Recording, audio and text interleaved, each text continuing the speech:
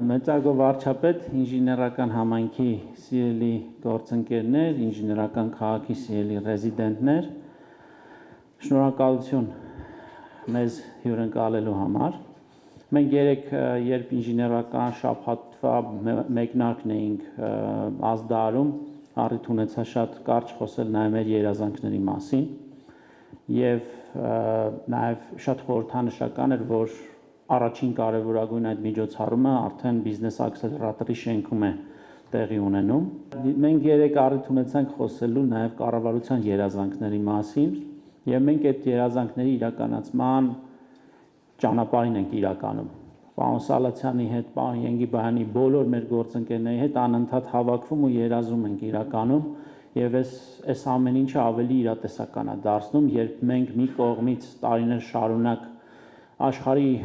խոշորագույն տեխնոլոգիական հսկաների համար գիտահետազոտական աշխատանքներ ենք կատարել ու պրոդուկտներ ենք մշակել, ժամանակն է, որ մենք նաև սկսենք մտածել հայկական ինժեներական, բարձր տեխնոլոգիական պրոդուկտների մշակման եւ գլոբալ տնտեսության մատակը արելու մասին, այդ ներուժը իրականում արդեն կա, արդեն տեսանելի է եւ մենք մեծապես ողջավորված ենք։ Այստեղ կառավարությունը այս երազանքի համատեքստում էր, որ այս ներդրումը կատարեց եւ մենք վստահ ենք, որ սա հենց ինժեներական քաղաքի սրտում բոլորի համար հասանելի ենթակառուցվածք է լինելու իր կարևորագույն բովանդակությամբ։ Այնպես որ ես իսկապես օգտվելով արդից ուզում եմ բոլորիս շնորհավորել, սա մեզ համար իսկապես շրջադարձային օր է։ Եվ միանգամից ուզում եմ խոսքը տրամադրել վարչապետին, դուք երևի նախաբան կասեք, որից հետո արդեն հարց ու պատասխանի ձևաչափով ես է փորձեմ մոդերացնել։ Նախ առաջին տպավորությունս ճիշտն ասած լավն է, շատ ավելի լավն է, քան ես սպասում էի, ինչի նախ մանավանդ իմացա, որ շենքը նախագծվել է Հայաստանում, հայաստանցի ճարտարապետների կողմից եւ շինարարության մեջ ընդհանուր աստիճանները, որ մեր ճանաչած աստիճաններից չէին, մի քիչ ուրիշ էին եւ այլն, այդ դետալները, այսինքն ինչ որ նոր շունչ կա, որը կարծում եմ արտահայտում է ինժեներական համայնքի ձգտումները եւ շատ կարեւոր է, երբ որ ես տեսա, որ շինարարություններ կան եւ իմացա, որ 22 հողամասից 20-ը արդեն իրացված է եւ նույնիսկ մտածում կա, որ այդ երկուսը պետք է չի ոչ բան անել, բայց ամեն դեպքում դա նշանակում է, որ նախագիծը նպատակին ծառայում է, այսինքն որովհետեւ այս ամեն ինչը արվել է իրականում, որ այդ 20 տարածքներում մասնավոր ընկերություններ իրենց ավելի լավ զգան եւ իրենց գործունեության ամենահարմարավետ վայրը համարեն սա։ Իհարկե, այստեղ էլ մենք էլի գոհունակությանը զուգահեռ ես էլի մտածում եմ նրա մասին, որ մեր երկրի մեծագույն խնդիրներից մեկը այդ ռազմավարական պլանավորումն է։ Ընդ որում բոլոր ոլորտներում համայնքներ եւ այլն, սկսած գյուղատնտեսությունից, որովհետեւ եթե այս նախագիծը այստեղ պետք է լիներ, գոնե ինչ որ մի կիլոմետրի շառավղով պետքա բոլորովին ուրիշ տեսարան լիներ, ուրիշ պատկեր, բայց դա չենք կարա, այսինքն այս շեշտադրումներին մենք ավելի շատ պետք է վերաբերվենք որպես իգիտություն սովորելու համար, որովհետև ամեն հաջորդ փուլում միևնույնն է, սենց իրավիճակի առաջ կանգնում էինք։ Ես ինչի ծագեց այդ գրատախտակի գաղափարը։ Ես այս ընթացքում մտածում եմ, որ գալիս եմ շրջում եմ էկրանին բաներ եմ տեսնում, որոնց բովանդակությունը շատ չեմ հասկանում, եւ դուք այդ պահին խոսեցիք երազանքի մասին եւ ես վերադարձա վերջին շրջանի մտածումներին, որովհետեւ ես վերջերս հասկացա, որ երազանք, իդեալ, ապագա բառերի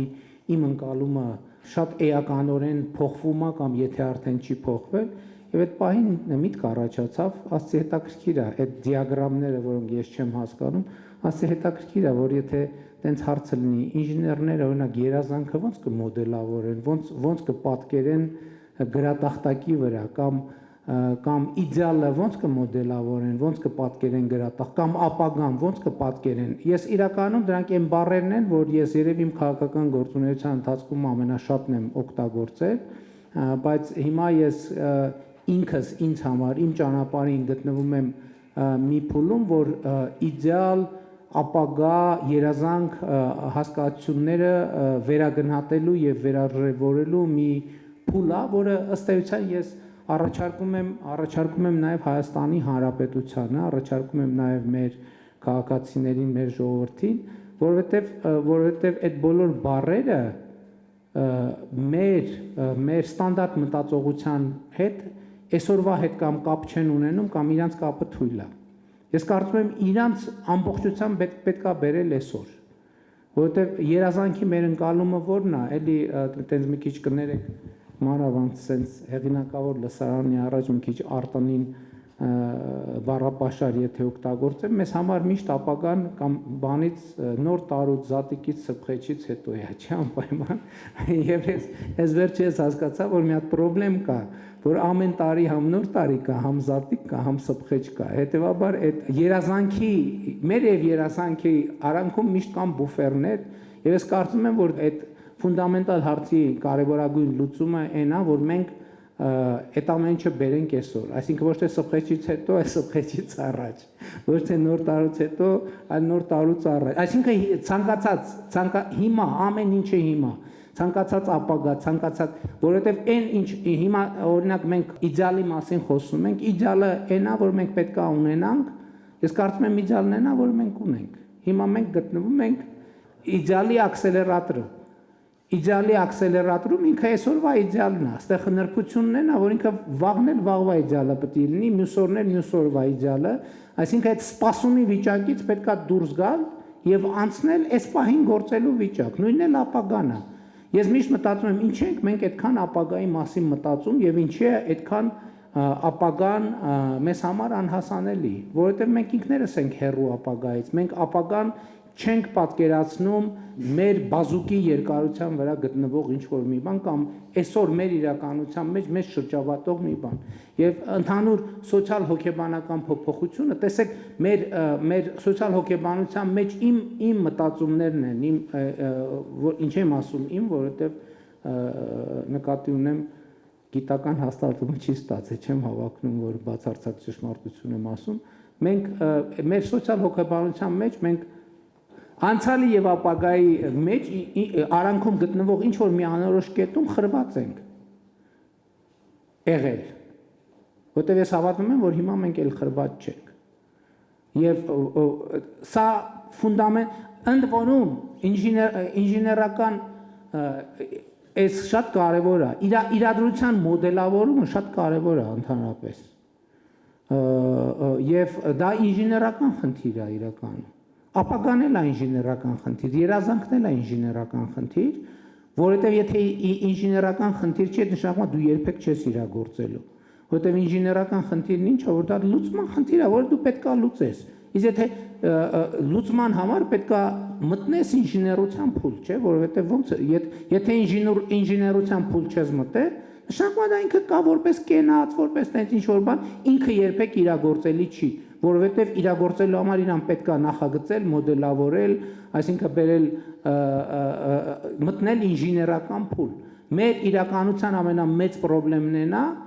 երբեմն, որ մենք շատ երկար չենք մտել ինժեներական փուլ, բայց ես հիմա հավատում եմ եւ տեսնում եմ, որ մենք մտել ենք ինժեներական փուլ։ Ուրիշ բան է դետալը տեստի կընթարկենք, այդ տեստը ցույց կտա, ինչեր վնասակար նյութերը մեջ շատ են, թե քիչ են, իր այդ կերամիկայի դիմադրողականությունը շատ է թե քիչ է,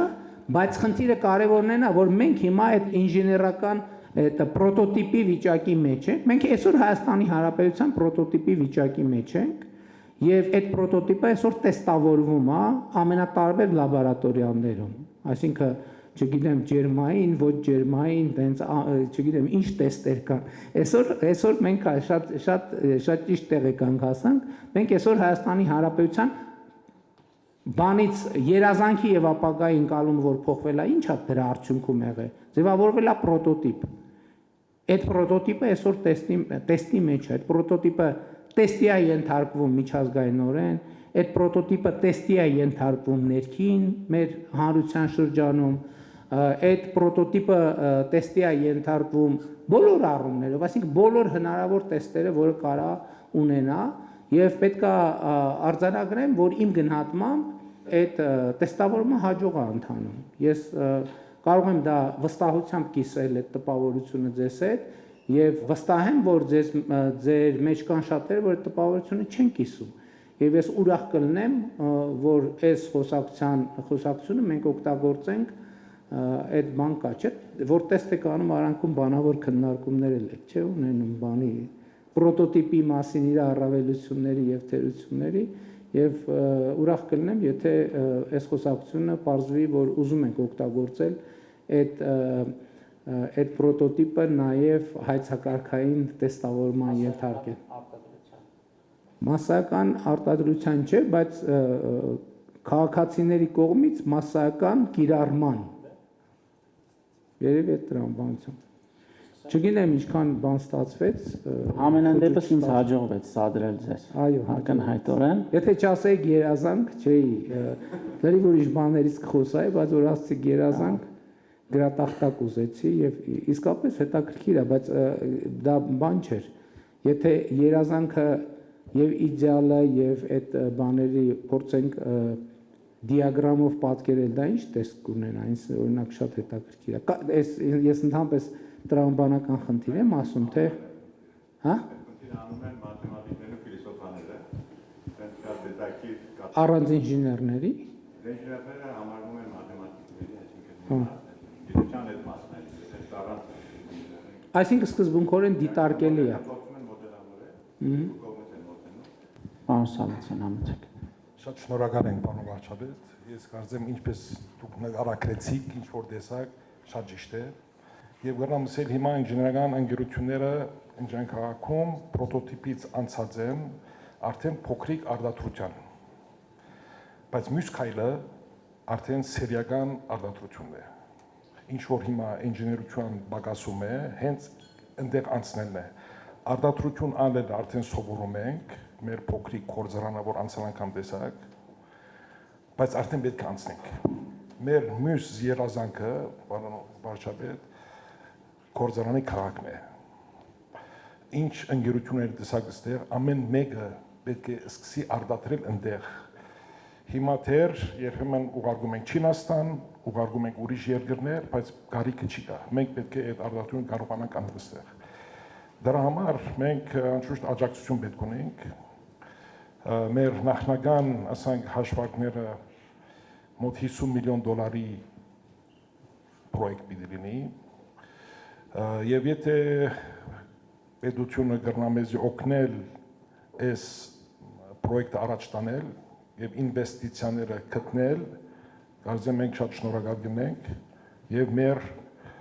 մեր երազանքը, մյուս էտապի երազանքը գերականացնենք։ Ես կարծում եմ, էլի փորձելով շարունակել այն տրամաբանությունը, ինչից ես սկսեցի, ես հնդածը ձեր հարցին զուգահեռ նաև մտածում էի եւ հետաքրքիր էր, որ հետահայաց ձեր հարցին ի պատասխան մտածում էի, որ օրինակ այս մասին տեքստ մենք արդեն ստեղծել ենք, բայց մտքովս չէր անցել այդ դիտանկյունից նայել, որը ձեր հարցին էլ է պատասխանում։ Մենք իրական Հայաստանի գաղափարախոսության մեջ ապագայի մասին խոսելիս մի այսպիսի ձևակերպում ենք անում, ասում ենք կա նախագիծ, կա ապագա, չկա նախագիծ, չկա ապագա։ Հիմա գործանային քաղաքի վերաբերյալ, եթե կա նախագիծ եւ այդ նախագիծը կտեստավորվի եւ ցույց կտա իր մրցունակությունը, ես կարծում եմ մենք բոլորս վաղուց պետք է հասկացած լինենք, որ իրականում փողը ամենահեշտ բանն է, որը հնարավոր է գտնել։ Այստեղ խնդիրը այն է, թե մենք ունենք արժեցող գաղափար, թե չունենք։ Եթե կա արժեցող գաղափար, կառավարությունը կլինի, մեկ ուրիշը կլինի, հաստատ դա տեղի կունենա։ Այսինքն եթե կա նախագիծ, որը տեստավորվում է եւ իր տեստը ցույց է տալիս, որ ինքը ապրող առողջ արդյունավետ նախագիծ է, կառավարությունը այո, բայց կարող է նույնիսկ եթե կառավարությունը այդքան չհասկանա, ասի ոչ, ուրիշ, բայց կառավարությունը ասում է այո։ Պարոն Մուսայելյան, համեցեք։ Էդուարդ Մուսայելյան, ՏՏ գործատուների միություն։ Պարոն վարչապետ, նախ շնորհակալ եմ նման քննարկման համար ու ես երկու հարց ունեմ, իրականում երկուսն էլ վերցրեցի ձեր խոսքից։ Առաջինը դուք սկսեցիք ռազմավարական պլանավորումից, այս տրամաբանության մեջ Միացյալ Նահանգների հետ ունեցանք վերջերս այդ համագործակցության հուշագրի ստորագրումը, ոլորտը շատ սպասում է ճանապարհային քարտեզին, ես կուզեի ձեզնից լսել ինչպես եք դուք այդ պատկերացնում եւ լինելով երկրորդ հարցս վերաբերում է նրան, թե լինելով այս ինժեներական միջավայրում, այս հետարքիր միջավայրում առանց թեկուզ գրատախտակի, ինչպիսին է ձեր երազանքը եւ ինչպես եք դուք տեսնում երկրի ապագան։ Երկրի ապագայի մասին ես գործնականում վերջին տարիներին միայն դրա մասին եմ խոսում, այսինքն ինչ էլ ասում եմ դրա մասին է։ Ես Հայաստանի ապագան պատկերացնում եմ իր միջազգային ճանաչված սահմաններով, բաց սահմաններով, խաղաղ, ժողովրդավարական եւ իրավական պետություն, այսինքն 29743 քառակուսի կիլոմետր, բայց այդտեղ մի հատ ֆունդամենտալ խնդիր կա, որովհետեւ իսկ ես ինչ նոր բան եմ ես ասում, թվում է թե տարօրինակ է, որ այս մասին մենք խոսում ենք, բայց այո, մենք մեր տարօրինակությունների հետ պետք է առերեսվենք, իսկ սրա հիմքում ֆունդամենտալ մի արձանագրում է, որ մենք պետք է դադարեցնենք հայրենիքի փնտրտուքը եւ մենք պետք է դադարեցնենք երազանքի հայրենիքի փնտրտուքը, որովհետեւ Հայաստանի Հանրապետությունը մեր երազանքի հայրենիքն է։ Մենք գտել ենք այն հայրենիքը, որը փնտրում ենք եւ այլ հայրենիք փնտրելու անհրաժեշտություն չունենք, որովհետեւ այդ երազանքի հետ կապված, տեսեք, այդ շատ ուղիղ թղթակցվում է։ Իսկ ո՞րն է երազանքը, ո՞րն է։ Երբ որ մենք երազում ենք հայրենիքի մասին, մենք կորցնում ենք հայրենիքը։ Իսկ երբ որ մենք առերեսվում ենք, որ մենք մեր երազանքին հասել ենք, մենք էլ ենք հանդարտվում, բոլորն էլ հանդարտվում են եւ մենք կենտրոնանում ենք մեր գործի վրա, սկսում ենք մտածել ինժեներու, ավելի շատ մտածել բարեկեցության, երջանկության, հարստանալու եւ հարստացնելու մասին։ Գիտեք ինչ, ես ընդհանրապես այս ճանապարհը շատ կարեւոր է, որովհետեւ ես նախկինում էլ ասել եմ, ես չգիտեմ դուք առիթ ունեցել եք լսել թե չէ, ես ասել եմ, որ այն ինչ որ ես հիմա ասում եմ եւ հիմա խոսում եմ, դա իմ անձնական տրանսֆորմացիան է, բայց վարչապետի պաշտոնում, ես շատ կարևոր է, որովհետև ես չգիտեմ ոչ վարչապետի պաշտոնում ես տրանսֆորմացիան կունենայի, թե չի ունենա, վստահ չեմ, որովհետև ես նախկինում էլ առիթ ունեցել եմ ասելու, որ մենք մեր քաղաքական համակարգի ամենամեծ խնդիրներից մեկն այն ա եղել, որ Հայաստանում իրականում քաղաքական կուսակցություններ շատ չեն եղել։ Հայաստանում իմ ընկալմամբ գաղափարաբանորեն եղել է մի կուսակցություն, եւ այդ կուսակցության ոնց ճիշտ ասեմ, որ բանը լինի, նույն տրանսֆորմացված չէ, նույնիսկ դեֆորմացված կամ մուտացված տարբերակներ։ Օրինակ ասում եմ, չի եղել իրականում քաղաքացիական պայմանագիր կուսակցություն։ Եղել է հայ հեղափոխական դաշնակցություն, դրոպ քաղաքացիական պայմանագիր կուսակցություն, հայ հեղափոխական դաշնակցություն, դրոպ հայ ազգային կոնգրես, հայ հեղափոխական դաշնակցություն, դրոպ Բարգավաճ Հայաստան կուսակցություն, հայ հեղափոխական դաշնակցություն, դրոպ հանրապետական կուսակցություն, որովհետև մենք բոլորս ներծծված ենք եղել կորուսյալ հայրենիքի փնտրտուքի գաղափարով։ Երրորդ հանրապետությունը ինքը ստեղծվել է կորսված հայրենիքի փնտրտուքի գաղափարի հիման վրա։ Այսքան որ հիմա քննարկվում է, մենք պետք է վերադառնանք ընդհանրապես տեքստերին չկարևորելը կամ տեքստերի կարևորությունը արձանագրելը շատ կարևոր է հատկապես այստեղ, որովհետև այն տեքստը, որ մենք դրել ենք մեր պետության, դնում ենք մեր պետության հիմքում, դա այն soft-ն է, որը աշխատացնում է մեր hard-ը, չէ՞, կոպիտ ասած։ Մենք մեր ինչ ծրագիր ենք դրել, մենք ասել ենք, որ մենք ստեղծում ենք Հայաստանի Հանրապետությունը պատմական արդարության եւ ազգային իղձերի համար։ Բայց մենք չենք պատասխանել մի հարցի, պատմական արդարությունը ո՞րն է, կա պատմական արդարություն, թե չէ։ Եվ ես հիմա տենց ասոցիատիվ կտորներ եմ պատմում, որից իմ տրանսֆորմացիան սկսվել է եւ տեղի է ունեցել։ Երկու դրվագ, առաջինը մի անգամ երբ որ ես ազգային ժողովում ներկայացնում էի խաղաղության օրակարգը, դա սկզբնական փուլում էր, ընդդիմադիր պատգամավորներից մեկը արձագանքի ժամանակ ասեց, «Ընենց եք խոսում, կողքից լսողը լինի, կթվա թե Եվրոպայի մասին եք խոսում»։ Ես արձագանքեցի, ասի, իսկ դուք համոզված եք, որ գիտենք մենք Եվրոպայի պատմությունը։ Այս մի դրվագը Հաջորդ դրվագը, երբ որ ես ըստ էության, երբ որ շփվում ենք տարբեր երկրներում ժողովուրդների մարդկանց հետ, տեսնում ենք, որ Եվրոպան մի պետություն գոնե չկա, որ իր տարածքով բավարարված է։ Չկա գոնե մի պետություն, որտեղ այդ միտումը չլինի, որ իր տարածքի մի հսկայական մասը մնացել է հարևանի տարածքում։ Չկա, այդպես երկիր չկա։ Բայց ինչի վրա է հիմնված այսօրվա Եվրոպան։ Այսօրվա Եվրոպան հիմնված է արգելակի վրա, որ մի X պահի ասում են լավ, եկեք արձանագրենք, որն է լավ, ի վերջո, որն է մեր միջազգայինորեն ճանաչված տարածքը, էսա մեր միջազգայինորեն ճանաչված տարածքը։ Ուրեմն մենք ապրում ենք եւ աշխատում ենք ստեղ, սա մեր պետությունն է, սա մեր հայրենիքն է։ Այսինքն այդ մենք շատ խոսում ենք, չէ՞ որ մենք պանդուխտի հոգեբանություն ունենք, մենք սիրում ենք պանդխտել եւ մենք խոսում ենք մեզ համար որպես անհատ, բայց պանդխտելը մենակ բան չի, ֆիզիկապես տեղաշարժվելը չի։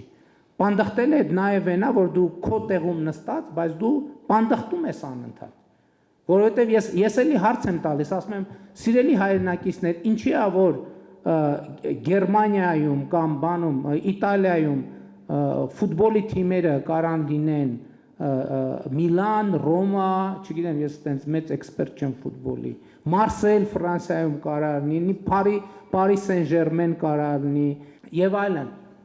Հայաստանում ֆուտբոլի առաջնության ցանկը նայում ես Ալաշկերտ, Վան եւ այլն եւ այլն։ Ոնց որ մի հատ Շիրակ կա, այն էլ խորթային միությունից ինչ որ ձևերով այդ իրավակազմակերպական ձև մնացել է։ Հա, Արարատ, ինչի՞ է որ սուպերմարկետ որ բացում ենք, մեր առաջին միտքն է նա, որ Իրանը կամ Ադանա պետք է լինի, կամ Վան, կամ Մուշ։ Ինչի՞ց է դա։ Ինչի՞ց է։ Մենք պետք է առերեսվենք։ Ինչի՞ չի կարող լինի ֆուտբոլի թիմը Հրազդան, ով կարա բացատրի։ Ինչով է Դիլիջան անունը։ Արտաշատը մեր պատմական մայրաքաղաքն է։ Մեր ինքնության բանն է, առանցքն է։ Ինչի՞ չկա Հայաստանում Արտաշատ անունով ֆուտբոլի թիմ։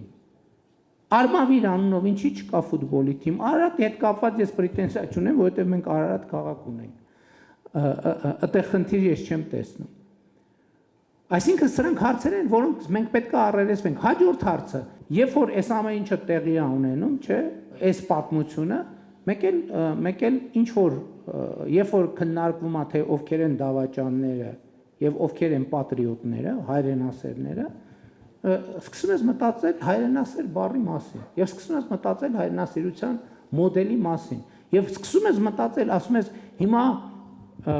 ինքդ քեզ հետ խոսում ես, չէ՞, դու քեզ հարց ես տալիս, ասում ես ես հայրենասեր եմ, թե հայրենասեր չեմ։ Հիմա լավ, այսքան մարդ որ ասում է դավաճան եւ այլն, բայց այնուամենայնիվ դու քեզ հետ խոսա, դու հայրենասեր ես, թե հայրենասեր չես։ Ու սկսում ես մտածել, մեկ է գալիս ես, ուզում ես մոդելավորես հայրենասիրությունը։ Ուզում ես գրատախտակի վրա նկարես, մոդելավորես հայրենասիրությունը։ Հետո սարսափով արձանագրում ես, որ քո հայրենասիրության բոլոր սիմվոլները առանց բացառության ստեղծվել են 40-ից 75 թվականների։ Եվ ասում ես, բայց մի րոպե, ո՞նց կարա տենց լինի։ Ո՞նց է, որ անընդհատ, ո՞նց է լավ, այս հայրենասիրության մոդելը, որ ստեղծվել է, բա այդքան կարդացել ենք, որ խորհրդային միության գլավլիտը, ամեն տառը, ամեն նախադասությունը պետքա ունենար թույլտվություն, պետքա ունենար հնարավորություն, բա ո՞նց որ մեր հայրենասիրության մոդելը, ո՞նց որ Չարենցին ու Բակունցին խորհրդային միությունը 37 թվին ոչնչացրեց ու հանկարծ ընդ որում մի մասին գուլագներից հետ բերեցին, ասին հələ ինչեր ունեիք, հələ մի հատ բերեք տենանք ինչ կա, ինչ էիք գրել կամ ինչ սևագիր կամ նախագիծ ունեիք եւ այլն եւ այդպես շարունակ։ Մենք այս հարցերին պետք է առերեսվենք, թե չպետք է առերեսվենք։ Մենք խոսում ենք մեր կախվածությունների մասին։ Եվ մենք դժգոհ ենք մեր կախվածություններից, ճիշտ է։ Մենք մեր կախվածությունն էլ պետք է մոդելավորենք։ Այդ ինչ է այդ կախվածությունը։ Ինչի վրա է հիմնված այդ կախվածությունը։ Այդ կախվածությունը հիմնված է մենակ մի բանի վրա։ Մեր միջավայրի նկատմամբ մեր վախից։ Այսինքն մեզ կախված լինելու համար պետք է մենակ մի բան՝ վախ մեր միջավայրի նկատմամբ։ Եվ ընդ որում այդ վախը ունի օբյեկտիվ հիմքեր, հարցը դա չի, դրա մասին չի։ Բայց խնդիրն է մենք այդ վախը ուզում ենք կառավարենք, որի արդյունքում մենք ունենանք անկախություն, թե մենք թողելու ենք, որ մեզ շարունակեն կառավարել մեր վախերով։ Ընդ որում, երբ որ մենք շարունակում ենք կառավարել մեր վախերով, շատ լավ էլի համաձայն ենք, ինչ որ մի մասով մենք գիտակցված կառավարվում ենք այդ վախերով։ Բայց երբ որ եկավ այդ գիտակցության առարկայացման ժամանակը, ես նկատի ունեմ 20-ից 22 թվականներին հավաքական անվտանգության պայմանագրի կազմակերպության մեր նկատմամբ ունեցած պարտավորությունները։ Պարզվեց, որ այդ ոչ մի բան ընդհանրապես զրո, ոչ մի արժեք չունի։ Հետևաբար մենք պետք է այս հարցերին անդրադառնանք, թե չպետք է այս հարցերին անդրադառնանք։ Ես կարծում եմ, որ պետք է այս հարցերին մենք անդրադառնանք։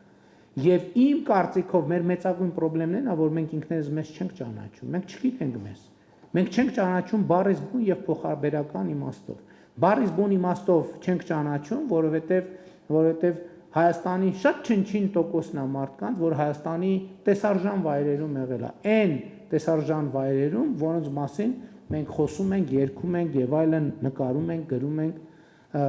մենք մեր երկիրը չենք ճանաչում։ Եվ մի ուրիշ դրվագել եմ ուզում, կներեք երկարացնելու համար, ուղղակի ես գնացել եմ Բերդ խոշորացված համայնքի Չորաթան գյուղ եւ չնախատեսված ինձ մոտենում են, ասում են, գիտեք ինչ, այստեղ գեղագիտական կենտրոն կա, երեխեքը նկարում են բան, մտեք մի հատ, խնդրում եմ մտեք նայեք։ Ես ասում եմ շատ լավ, հաճույքով կմտնեմ կնայեմ։ Այդ ընթացքում 15 րոպե երեխեքը պատրաստվում են, բերում են այնտեղ շարում են իրանց նկարած նկարները։ Բերդ Չորաթան գյուղ։ Մտնում եմ նկարածա, ասում եմ, այս ինչ ես նկարել, երեխան կանգնած է, ասում է Մասիս սարն է, ասում եմ շատ լավ։ Հաջորդիվ գնում եմ, ասում եմ ինչ ես նկարել, նկարել է ցեղասպանության հուշահամալիրն է։ Հաջորդը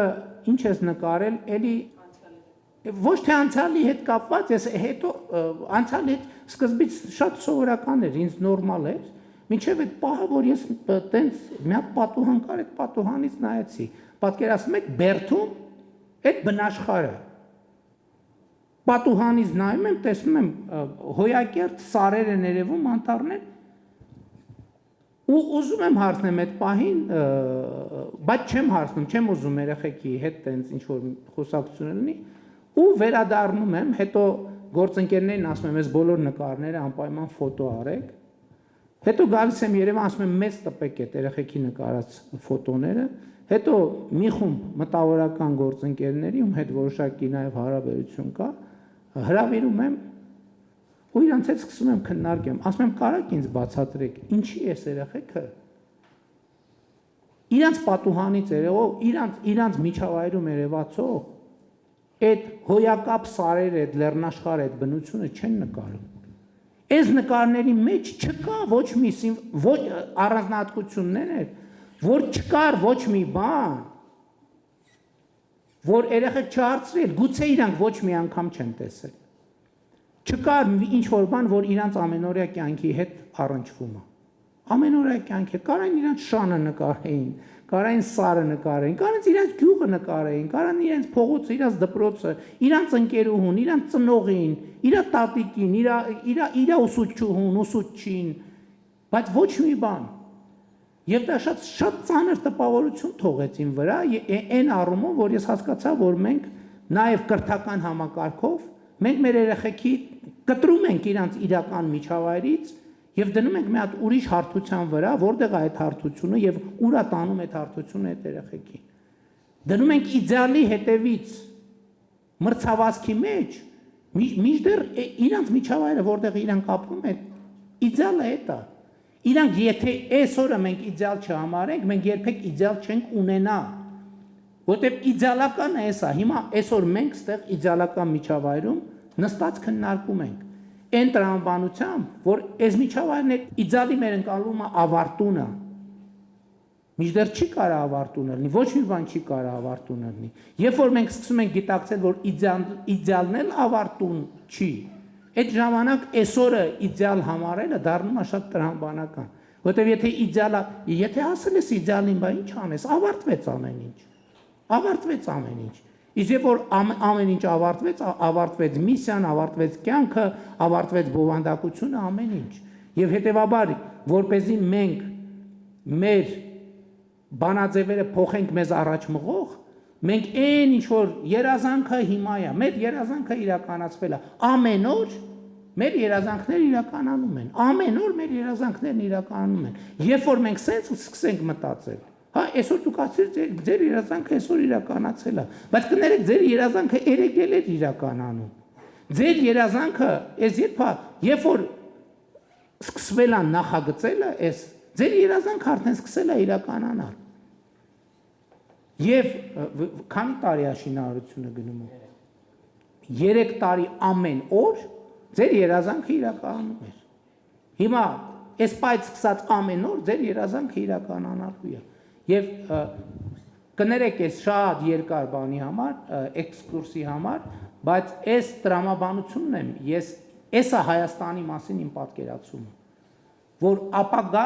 ապագան այլևս անհասանելի չլինի, որովհետև ապագան այսօր է, ապագան հիմա է, ապագան այս պահն է։ 15 րոպե առաջ հիմա այս ապագա էր։ 3 րոպե առաջ էր ապագա, 20 վայրկյան առաջ էր, մի վայրկյան առաջ էր ապագա էր, հիմա որ ես ձեզ նայում եմ ու ինչ որ բառ եմ արտասանում։ Այդ ապագան, այն մյուս ապագայից ես առաջարկում եմ, որ հրաժարվենք, որովհետև այսօրվա ապագան, եթե ամեն վայրկյան մենք այսօրվա ապագային տեր ենք կանգնում, այդ ապագան այսօրը դառնում է հավերժական, այսինքն մենք մեր պատմության մեջ էլ ճեղքեր չենք ունենում, չի ընդհատվում մեր պատմությունը։ Երբ որ մենք մեր պատմությունը հետ ու առաջ մեզնից կտրում ենք, այդ խրված վիճակում, ոչ անցյալն ենք կարողանում հասկանալ, ոչ ապագան ենք կարողանում բերել։ Հետևաբար կներեք այս շատ երկար պատասխանի համար, ուղղակի տենց այդ երազանք բառից տենց ինձ մտորումների մեջ գցեցիք։ Երկրորդ հարցը հուշագրերի հետ կապված բանի, բայց հուշագիրը տեխնոլոգիական ոլորտին է, այդ հարցին թող պարոն Հայրապետյանը պատասխանի։ Օգոստոսի 8-ից հետո երևի հենց հաջորդ օրվանից հետո սկսել ենք աշխատել գործընկերների հետ ոլորտային աշխատանքային խմբեր ենք ձևավորել, մենք իրենց մեր կարիքները կոմունիկացրել ենք, ասել ենք, թե որ ուղղությամբ ենք պատկերացնում այդ ռազմավարական համագործակցություն ասվածը, որ շատ պրակտիկ, շատ կոնկրետ ուղղություններ ենք բանարել, կոմունիկացրել, այսինքն աշխատանքային խմբերը աշխատում են, չեմ ասի, որ շատ արագ արդյունքներ կան,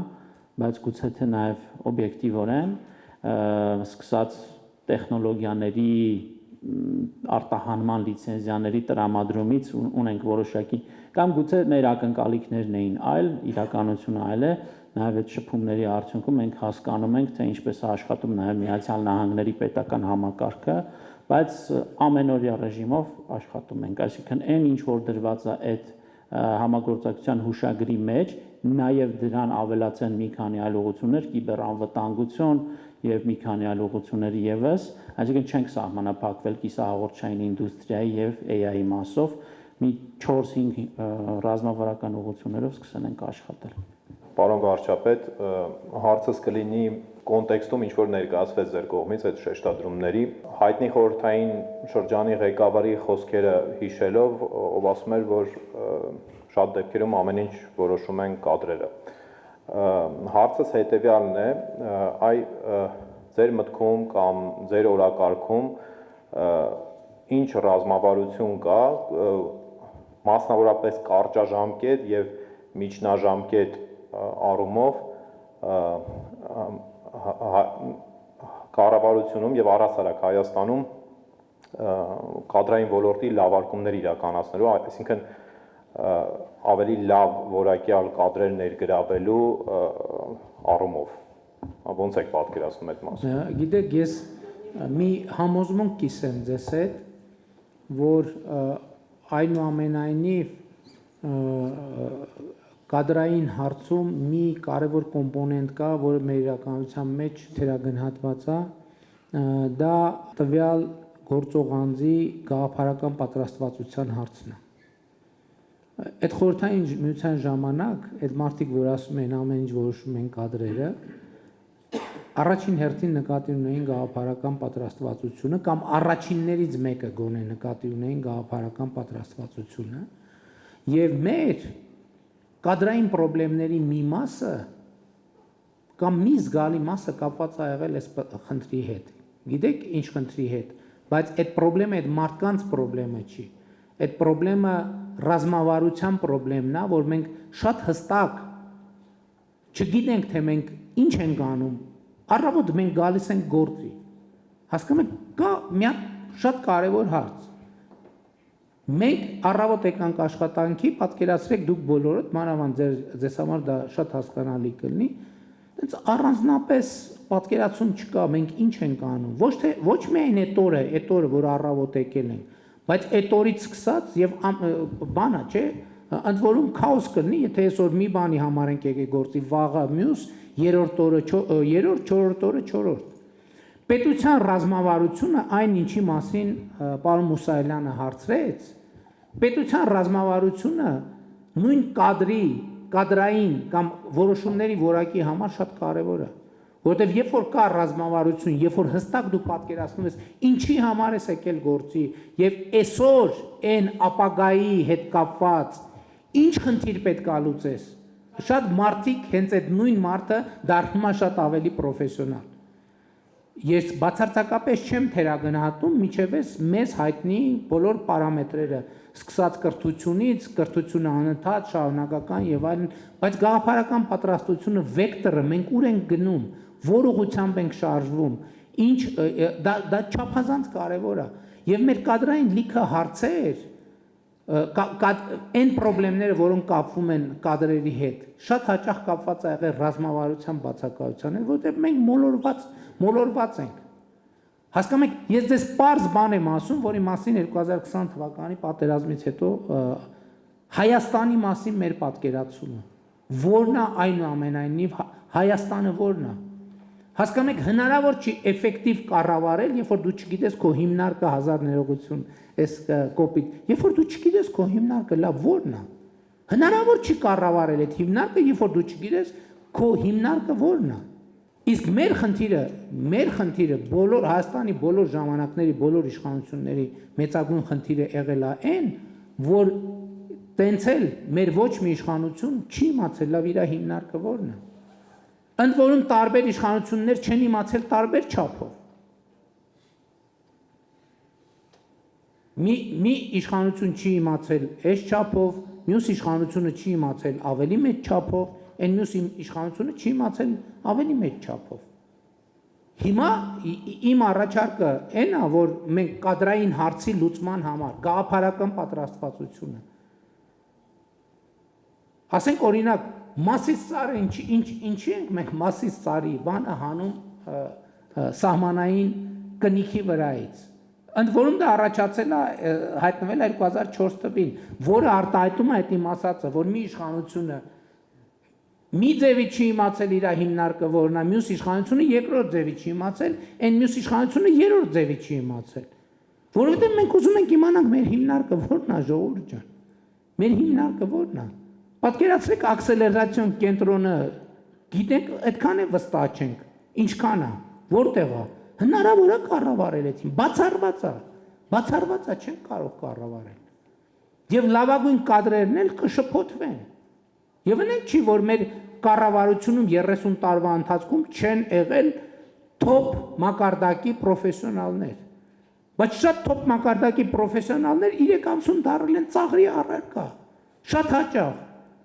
Ու մենք չենք էլ հասկացել, լավ էս մարդը ոնց որ թե կրթությունը տեղը, կենսագրությունը տեղը, լեզուները գիտի, ամեն ինչ տեղը, լավ ոնց է լինում, որ 3 ամսվա մեջ կամ մի տարվա մեջ դառնում են ծաղրի առարկա։ Նույն պատճառով, որտեղ ինքն էլ չգիտի ինքը ինչ է անում, մենք էլ չգիտենք ինքը ինչ է անում, ոչ մեկ չգիտի ինքը ինչ է անում, ու ոչ մեկ չգիտի ոչ մեկ ինչ է անում։ Ես առաջարկում եմ, ասում եմ, եկեք կենտրոնանանք մեր միջազգայինորեն ճանաչված տարածքի վրա, մենք ինչ ենք անում։ Պետություն ենք ամրապնդում, պետություն ենք հաստատում, զարգանում ենք, հարստանում ենք եւ հարստացնում ենք։ Հարստանում ենք անհատները հարստանում են եւ այդքանով հարստացնում են պետությանը։ Ասում եմ եկեք մոդել տնենք, որ պետությունը պետք է ուժեղացնի անհատին, մարդը պետք է ուժեղացնի պետությանը։ Ոնց պետք է պետությանը անհատին մարդուն ուժեղացնի։ Այդ հարցին ես ունեմ 3 պատասխան։ Առաջինը կրթություն, երկրորդը կրթություն, երրորդը կրթություն։ 4-րդ, 5-րդի մասին կարող ենք 4-րդ, 5-րդի մասին մտածենք։ Երբ որ ես այո ինձ համոզմունք այս ասում եմ հարգելի ժողովուրդ, Հայաստանի Հանրապետությունում լավ ապրող մարդկանց 80%-ի լավ ապրելը կապված է իրանց կրթության հետ։ Դա իմ կարծիքով դա կրթության մաս է, որովհետև աշխատելը, այսինքն ռուտին ունենալը օրվա դա կրթական հարց է, որովհետև մարդը պիտի իմանա, որ դա կարևոր բան է, դա այդ գիտական հիմնավորված բան է, չէ՞ որ օրվա ռուտին ունենալը կարևոր բան է, որ դու նույն ժամին ճաշում ես, նույն ժամին քնում ես, նույն ժամին արթնանում ես, պետք է այդ ժամին վազես, այդ ժամին չգիտեմ ինչ անես։ Եվ ստեղ է որ բոլորը հասկանում եք մարդը պետք է գտնի իր տեղը։ Բայց այդ տեղը պետք է կոմֆորտ լինի այնուամենայնիվ, պետք է իրան չշփոթեցնի։ Եվ էլի շարունակելով, լավ ապրող մարդկանց 80%-ի լավ ապրելը կապված է իրանց կրթության հետ, վատ ապրող մարդկանց 80%-ի վատ ապրելը կապված է իրանց կրթության հետ։ Ես դրան միանշանակ համոզված եմ, ես իմ աշխատանքի, պրակտիկ աշխատանքի արդյունքում եմ։ Ես դրա ամեն օր ես աշխատում եմ գոնե 10-20 առավոտ շուտ մի ժամ էլ շուտ եմ արթնանում 10-20 քաղաքացու նամակ կարդամ, որովհետև ինձ հետաքրքիր է։ Ու ես մարդու տեքստից արդեն գիտեմ իր խնդրեմը ինչ է։ Ինքը ինձ գրել է, ասենք ենթադրենք 10 տող նամակ է գրել։ Արդեն ես տեքստից գիտեմ ինչն է, որտեղ է իր խնդրեմը, եւ այդ տեքստերն են, որ ինձ բերել են այս եզրակացության։ Հետևաբար կադրը ոնց հաջորդ խնդիրն էլ կա։ Եթե մեր դպրոցների 70%-ը ավերված վիճակում է հանրապետության։ Կառավարությունում կներեք լավ կադրը ինչի պետք է գա աշխատի, դուք ինչի պետք է գա կառավարությունում աշխատեք։ Դուք կգաք կառավարությունում 200,000 դրամով կաշխատեք, եկեք, բոլորիդ հրավիրում եմ։ Ոչ մեկը չեք գա, չէ՞, նույնիսկ հա տենց որ առաջարկ անեմ ձեզ կժուկտակներ։ Ինքը կներեք, հոп ինքը մեր քաղաքական գործունեության շատ վաղուցման մասնակից է, շատ երկար, հա? Իհարկե չէր գա։ Կարող է մի հատ sense խիստ քայլ անենք ու այդ քայլին գնանք ու վերանայենք պետական ապարատի։ Հիմի դրան նախագիծը կա, ես ձեզ անկեղծ ասեմ, գիտեք ինչքան քննարկում ենք այդ որոշումը, որը մենք մեր մեջ կայացրել ենք, բայց ինչի չենք բարձրաձայնում այդ որոշման մասին։ Ասեմ ինչի չենք բարձրաձայնում։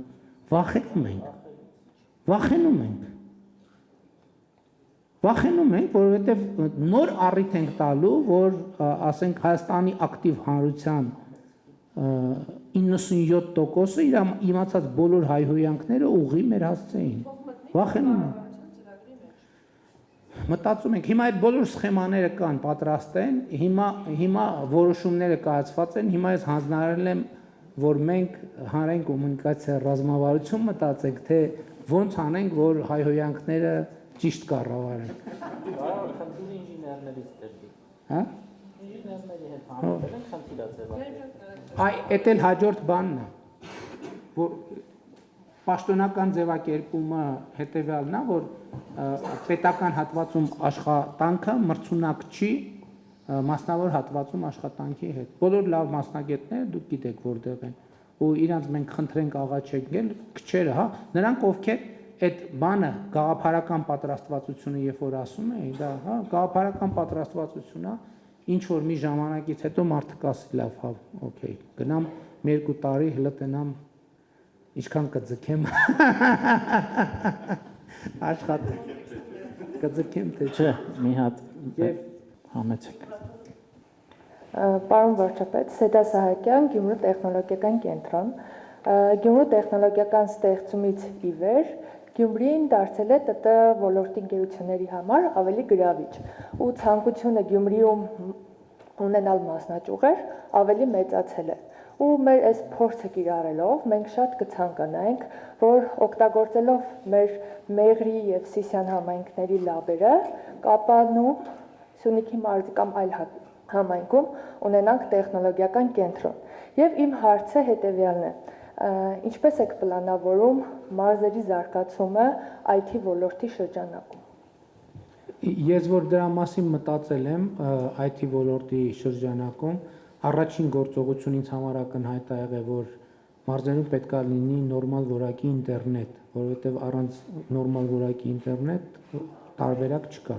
Հիմա մենք ունենք նորմալ որակի ինտերնետ մարզերում, սարերում, ձորերում, ինչը շատ կարևոր նախադրյալ է, եւ մնացած հատվածներով մենք ինչ ծրագրեր ենք անում, նախարարը ավելի ճիշտ կասի։ Նախատեսում ենք Կապանում առնվազն այդ երկխոսությունը կառավարությունում մեկնարկել է, Կապանում տեխնոլոգիական կլաստերի գաղափարն ենք քննարկում, ինչու, որովհետև ունենք եւ ակադեմիական շրջանակ եւ մարդկային կապիտալ, այսինքն այնպիսի մի բարենպաստ միջավայր, որ Կապանում իսկապես մենք տեսնում ենք այդ հնարավորությունը եւ կրթական կոավ թումո մի խոսքով, այսինքն անհրաժեշտ բոլոր բաղադրիչները առկա են, մենք տեսնում ենք այդ հնարավորությունը,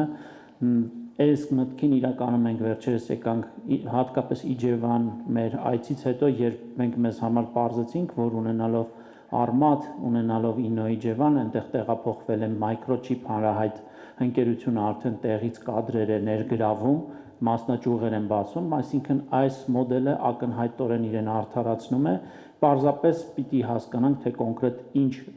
տվյալ տարածաշրջանի առանձնահատկությունների հիման վրա պիտի այդ մոդելը ձևավորվի, մեր քաղաքականությունները տանում են դրան, այսինքն մենք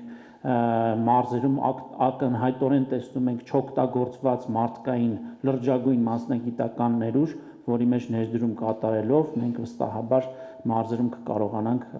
այդ կարողությունները մեծացնել ու նաև այսինքն այդ ընկերությունները, որոնք Երևանում կենտրոնացված են, դիտարկեն մարզերը որպես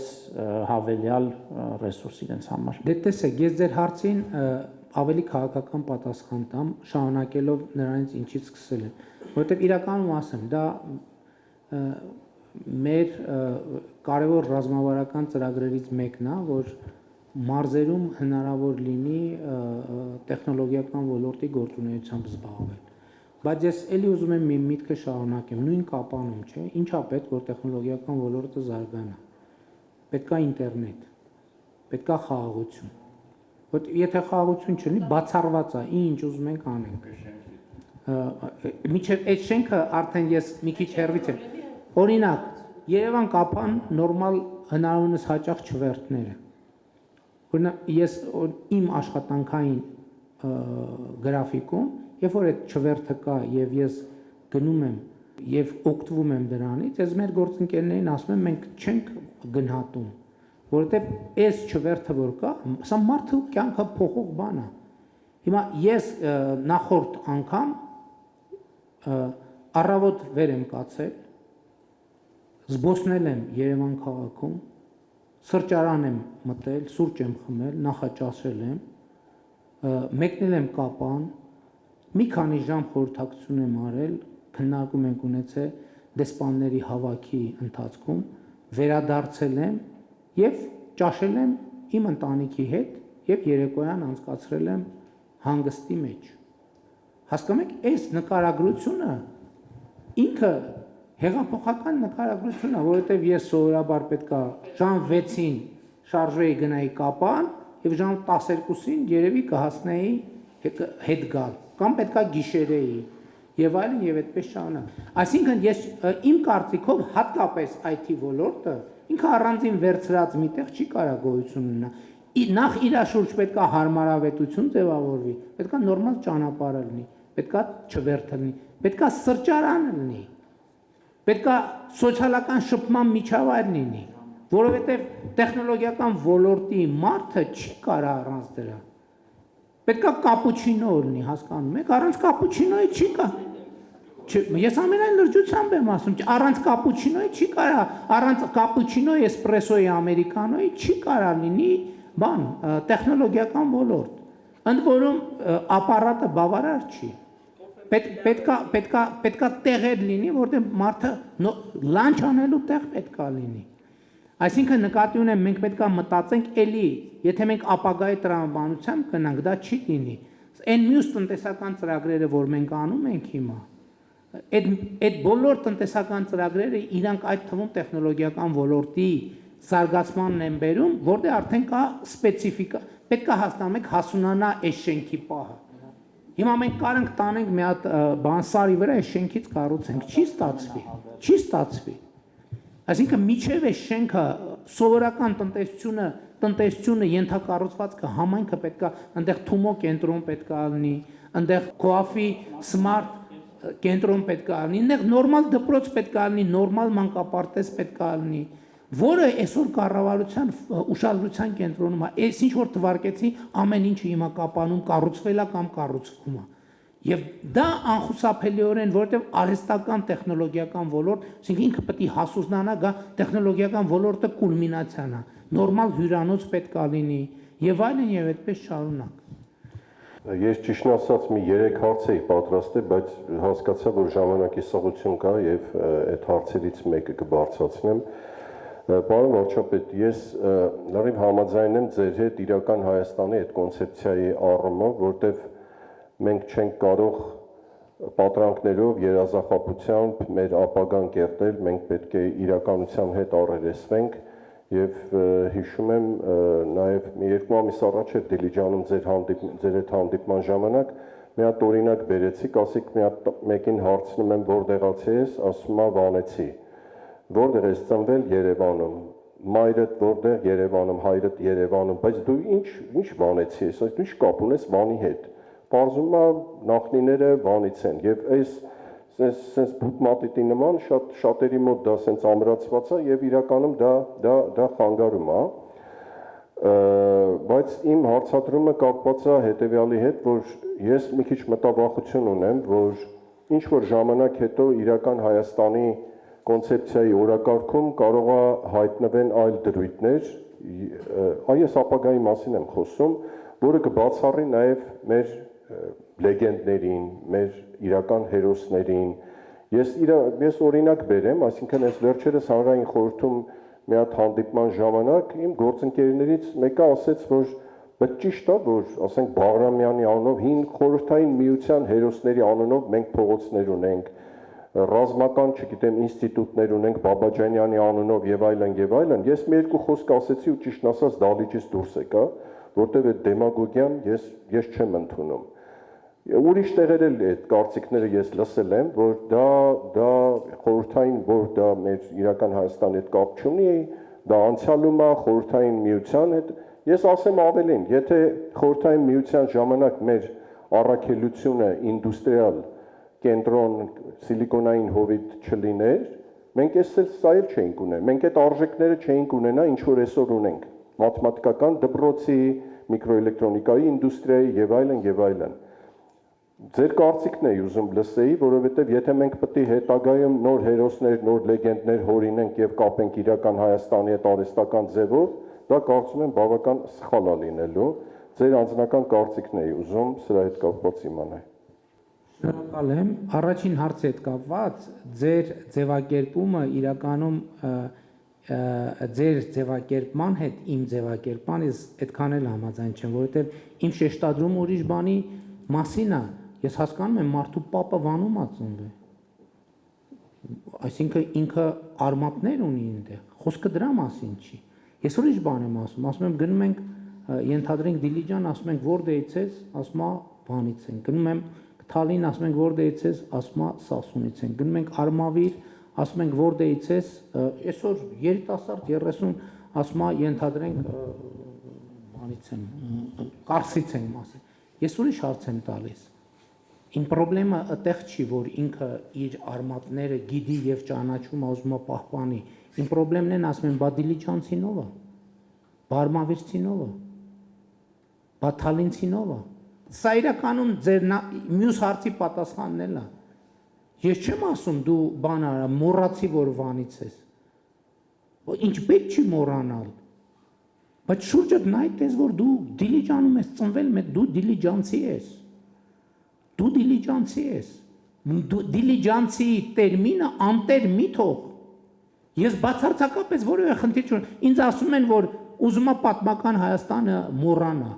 Ոչ այդպիսի խնդիր ես ոչ դրել եմ, ոչ էլ դա տրամաբանական է դնել։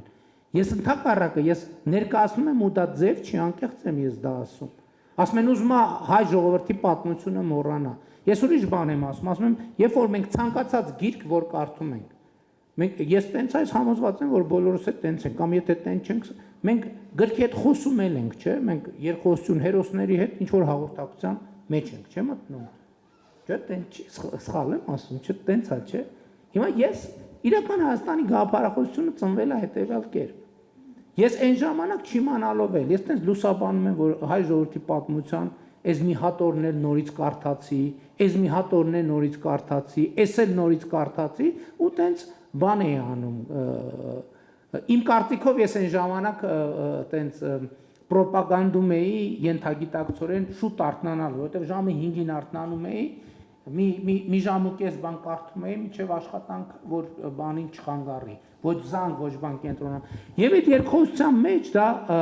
դա այդ պահին չես հասկանում, դա հետահայացա, չէ՞ տեղի ունենում, հո ամեն պահի մենք այսօրվա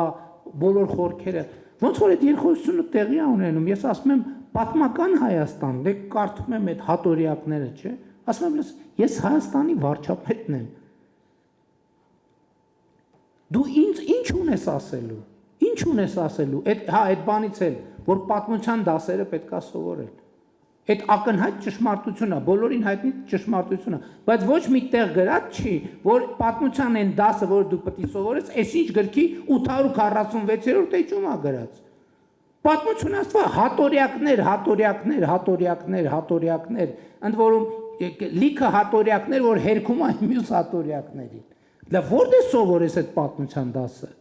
Այդ հուսահատության մեջ ասում եմ պատմական Հայաստան։ Ես Հայաստանի վարչապետն եմ, դու ինձ ինչ ունես ասելու։ Եվ ասում եմ մի գնա իմ ճանապարհով, մի գնացեք իմ ճանապարհով, մի գնացեք, որ դու հիմա Հայաստանի վարչապետն ես։ Այդ նշանակում է, որ այդ Հայաստանը կա, պետություն կա, կառավարություն կա, շենք կա, եւ այլն, եւ այլն, եւ այլն։ Սա նշանակում է կաս։ Մի գնա իմ ճանապարհով, որ այդ Հայաստանը, որի վարչապետն ես դու, մի գնացեք պատմական դարձնելու ճանապարհով։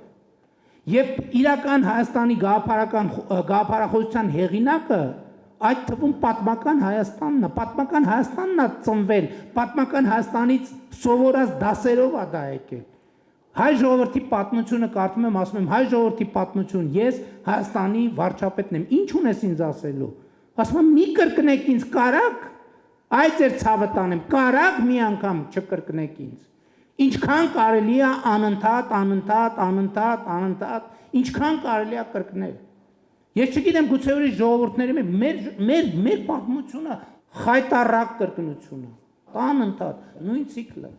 Այդտեղ էլի գումարելիները փոխվում են, բայց էությունը չի փոխվում։ Եվ իրականում պատմական Հայաստանի եւ իրական Հայաստանը պատմական Հայաստանի երեխան է։ Ինչ վերաբերվում է Բաղրամյանին, իդեան, ինչ որ դուք ասցիք, ձեր ասացի ամեն ինչի հետ համաձայն եմ, բացի մի բանից, որ ասել եք ու դուս եք եկել։ Հասկանում եք, մենք պետքա չունենանք փակ թեմաներ։ Եկեք շատ լավ, եկեք քննարկենք, հասկանում եք, մենք չպետք է ստեղծենք միջավայր, որտեղ մարդիկ վախենան հարց տան։ Հանդիպումը վերջանում է։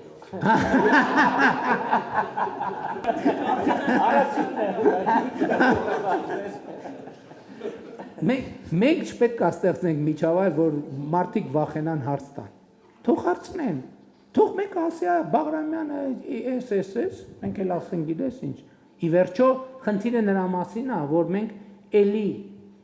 ամեն օր մենք պետք է մեզ հարցնանք, մենք ճիշտ ենք անում։ Ամեն օր, լավ, գուցե ամեն օր չէ, գուցե երամսյակը մեկ։ Բայց եկեք մենք այդ մտածումի արդյունքում, չէ, տեսեք մենք ինչա տեղի ունեցել մեզ հետ։ Մեզ հետ Ամիրյան փողոցը դարձել է Վռամշապուհ արքայի փողոց, Վռամշապուհ արքայի փողոցը դարձել է Ամիրյան փողոց։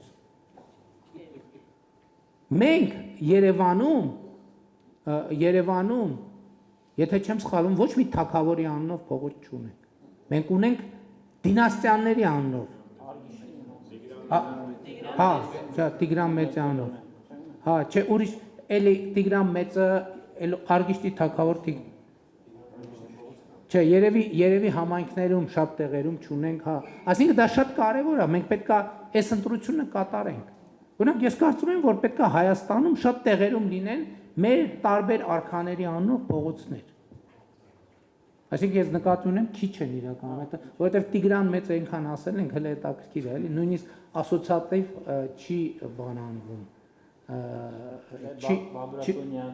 Հա, դինաստիաներով ունենք, հա, բայց Տիգրան Մեծ եւ Արգիշտի ուրիշ ունենք Երևանում արքայի փողոց չունենք։ Այդ բացառությունը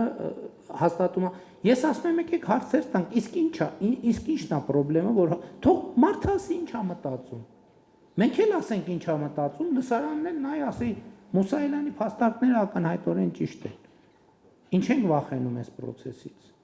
Նկատի ունեմ ամեն ինչ ճիշտ եք ասում, պետք չի դուրս գա սենյակից։ Պետք է այդ խոսակցությունը շարունակել, որովհետև մենք մեզ փակուղի ենք մտցնում այդպիսով։ Եվ սիմվոլներն էլ պետք է, կարող է սիմվոլը մենք պետք է նաև ռեբրենդինգի, իսկ Բաղրամյանին մենք որպես ինչ սիմվոլ ենք բանանում գնահատում։ Էս էլ է շատ կարևոր, որովհետև մարդը կասի սովետական Բաբաջանյանն էլ բանում Հունգարիայում, չգիտեմ, ինչի մեջ է ներգրաված եղել։ Մենք պետք է իրան ճիշտ տեղում դնենք, մենք իր ինչն ենք գնահատում։ Մենք այս հարցի պատասխաններ չունենք։ Իր ինչն ենք գնահատում։ Գնահատում ենք իր անցած ուղին, գնահատում ենք իր տաղանդը, իրեն համարում ենք մեր ժողովրդի, այդ թվում ռազմական տաղանդի դրսևորումը եւ արտահայտիչը։ Որտեւ եթե մեկը ասի, որ Իրան գնահատում ենք որպես սովետական միության, չգիտեմ, ինչ որ մի բան եւ կուսակցության անդամ, այդտեղ կարող է կարճ միացումը լինի։ Այսինքն կարևոր է նաեւ հերոսի իմիջի ձևակերպումը։ Մենք Բաղրամյանը մեզ համար ինչի սիմվոլն է։ Էս էլ է շատ կարևոր, որտեւ մենք իրան խորհրդային ժամանակ ворթեգրել ենք խորհրդային միության բանաձևով, բայց իրանք չենք ադապտացրել կներեք այդ բառի համար անկախ Հայաստանի Հանրապետությանը։ Եվ դրա համար, հա, դրա համար մի մարդիկ կարան ասեն մի րոպե։ Էս ինչ է, էս ինչ սովետական կամ էս ինչ ռուսական կամ էս ինչ մեծ բանի էքսպանսիոնիստական բանը։ Մենք այստեղ շատ կարևոր հարց կա, ոչ թե Բաղրամյանին փոխենք, այլ Բաղրամյանին ձևակերպենք, ինչու է ինքը մեր հերոսը, ինչու է ինքը մեր հերոսը, որովհետև երբ որ ինքը մենք իներցիայով ենք հասկանում եք իրան հերոս համարում այն բանաձևի շրջանակում, որը եղել է խորհրդային միության մեջ, որում կարող է պարզել, որ ոչ մի բան ընկալումն էլ փոխելու անհրաժեշտություն չկա, բայց ես ասում եմ ինչն է հարցը, որ մենք քննարկենք։ Հենց առաջընթացը մարդկությունը սկսել է քաղաքակրթությունը ձևավորվել այն պահից, երբ որ մարդը սկսել է հարց տալ։ Երբ որ մարդը հանկարծ հարց չտար, չէր ստացվի ոչ մի բան։ Շնորհակալություն, չէ, ավարտեցինք։